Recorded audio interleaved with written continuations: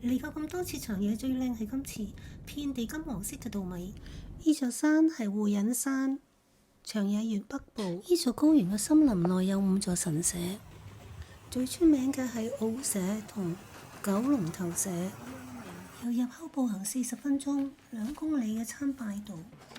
哇！森林裏面有熊出沒㗎，道路兩旁古木參天，步行1公里嘅路就到達呢一個隨神門。穿過隨神門，好似入咗另外一個世界咁。眼前震撼人心嘅景象真係令人大開眼界。道路兩旁參天古杉，有超過200棵黑杉木，已經有300-400年嘅樹齡，係江戶時代初期種下嘅。漫步喺森林中，空氣又清新，使人心靈平靜。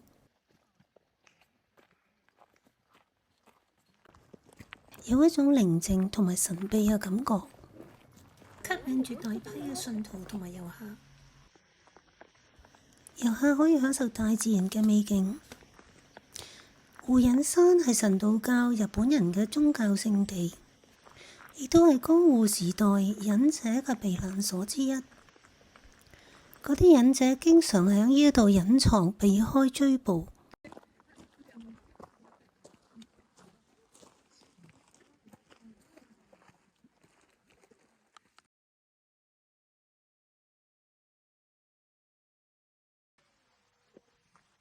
呢度嘅蕨類植物特別肥大，生命力旺盛。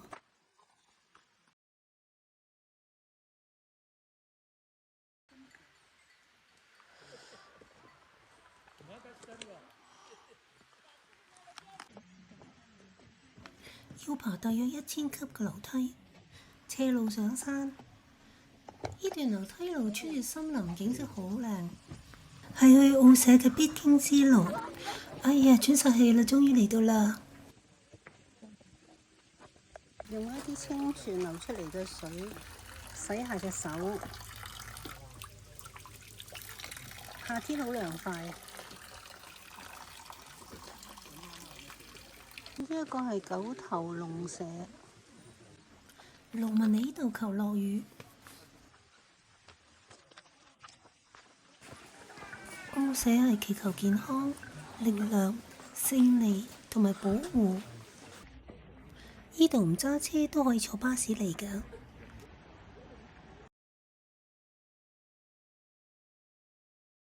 去酒店啦！呢度係斑尾高原，穿過呢個野坑湖，而家係5點幾，要摸黑入酒店啦。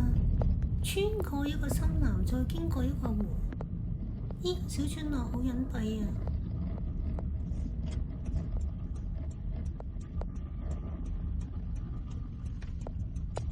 呢度真係山區嚟喎，再爬上呢個山頂，哇！仲要經過呢個隧道，呢條程度冇人牽嘅，到未啊？原來好多人好多車㗎，都冇咁驚，爭啲嚇親啊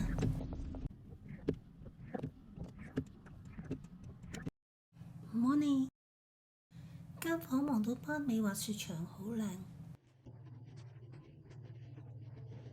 其實呢間酒店有好多活動玩㗎，斑尾高原係滑雪場同埋高爾夫球場，係一個度假村。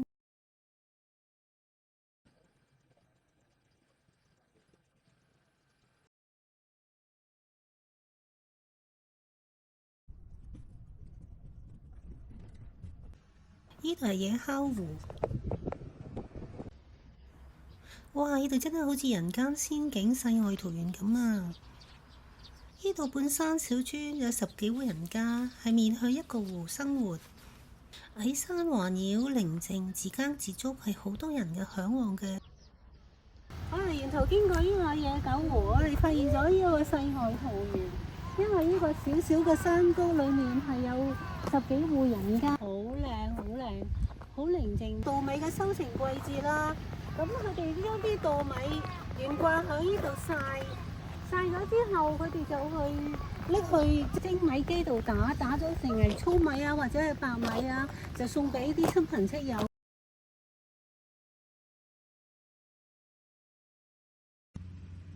而家係去緊白馬村，呢啲係西式嘅別墅。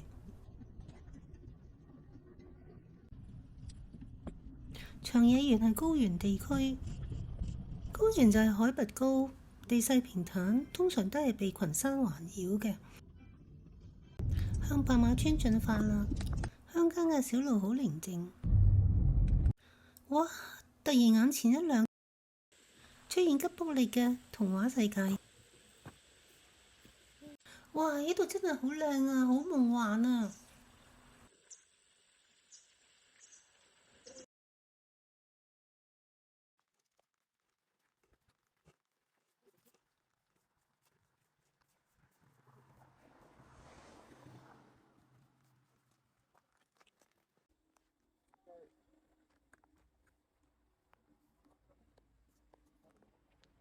呢度係屋主親自改造嘅，原來係一間西式嘅糖果店。好多時候客大排長龍，要等1個鐘頭，有時啲糖果甚至賣晒添。哦，有間樹屋。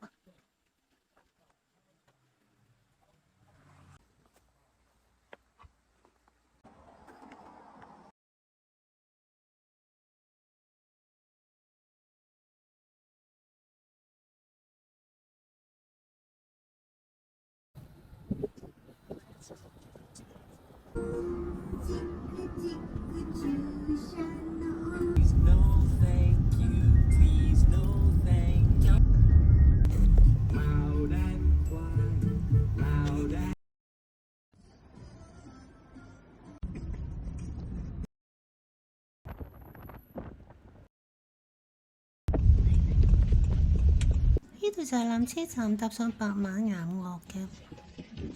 今日岩岳山頂嘅天氣唔好，有雲。聽日再去試下。車費大人係2400 yen。如果天氣好，可以睇到岩岳周圍嘅日本北阿爾卑斯山脈嘅風景。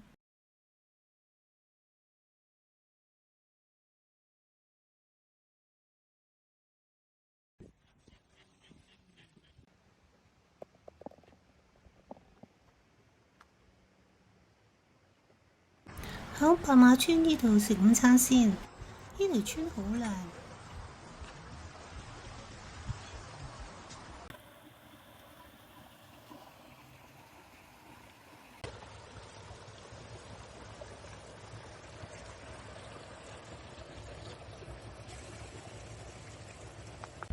黑毛王套餐2300 yen，非常好味。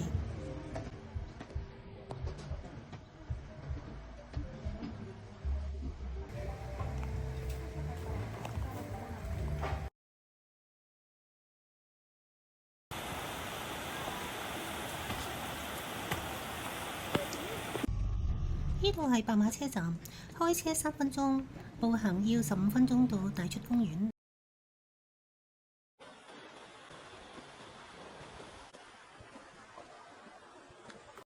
一條係叫大出橋，係好出名嘅。大出公園四季分明，溪水清澈。呢度係白馬村最好嘅睇櫻花嘅地點。阿爾卑斯山亦都係必看嘅景點。背景嘅遠山就係白馬滑雪場。今日睇唔到北阿爾卑斯山啊！阿爾卑斯山被雲遮咗啦。天氣好嘅話就係咁靚噶啦。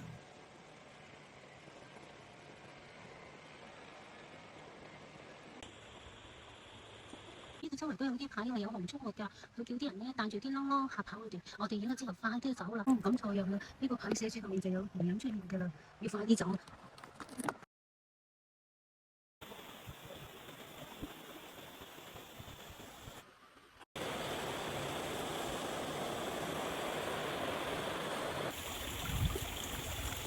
呢條村路好寧靜啊，好優美。小溪喺自己嘅屋企門前流過，都好優美啊！兩條小溪水圍住自己間屋。